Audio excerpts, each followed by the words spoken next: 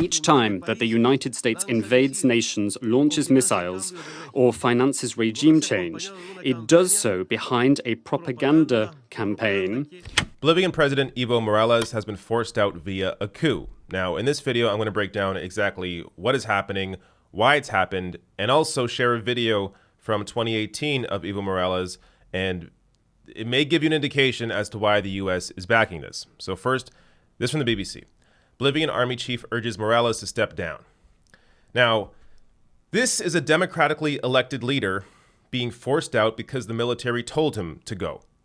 This is a coup.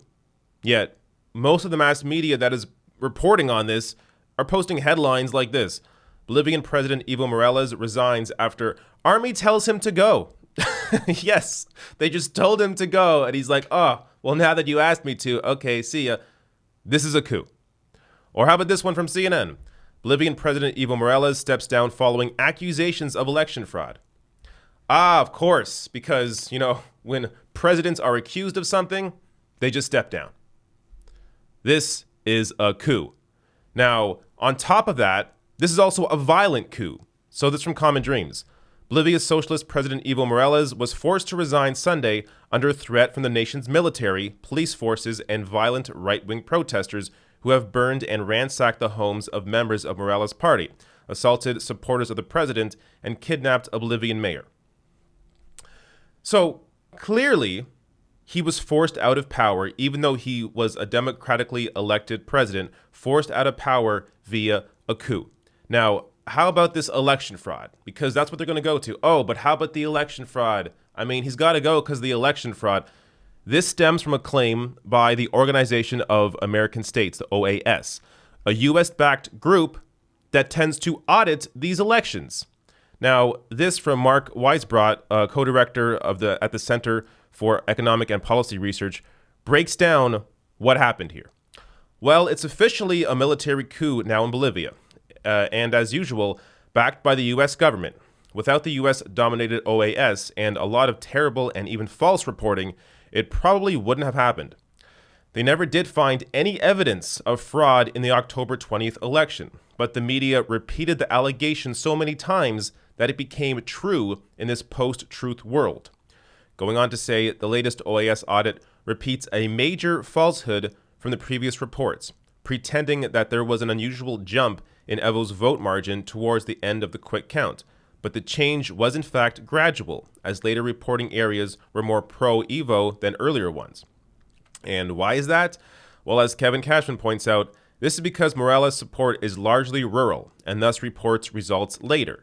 This quick count trend matches very well with the eventually official count result, as well as the results from the legislative elections. 500 scenarios show Morales' margin.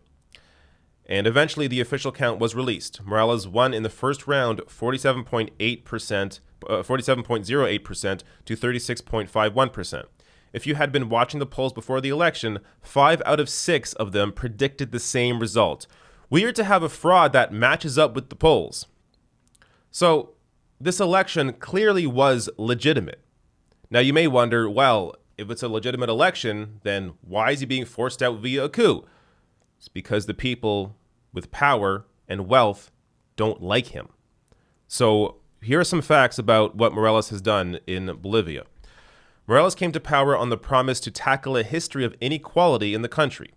Energy companies were forced to share more profits with the state, investing the proceeds on education and healthcare, while rewriting the country's constitution to speed up his reforms.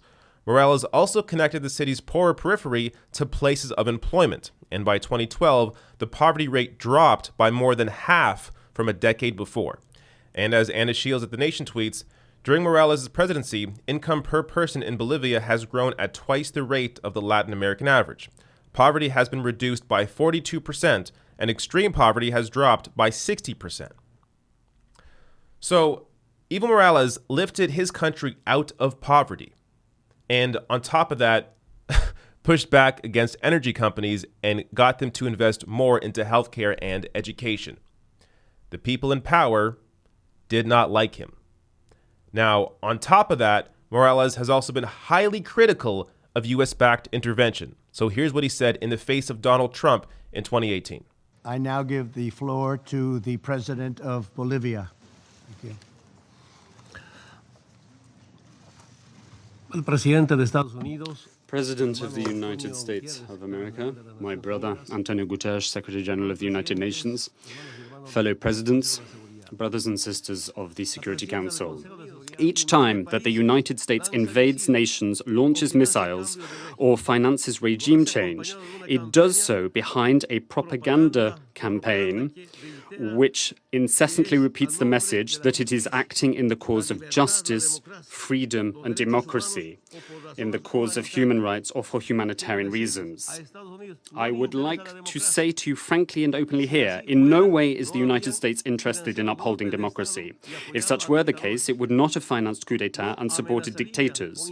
It would not have threatened with military intervention democratically elected governments, as it has done with Venezuela. The United States could not care less about human rights nor justice. If this were the case, it would have signed the international conventions and treaties for the protection of human rights. It would not have threatened the investigation mechanisms of the International Criminal Court, nor would it promote the use of torture.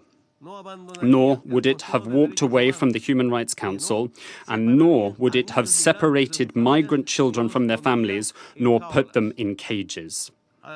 The responsibility of our generation is to hand over a fairer and more secure world to the following generation.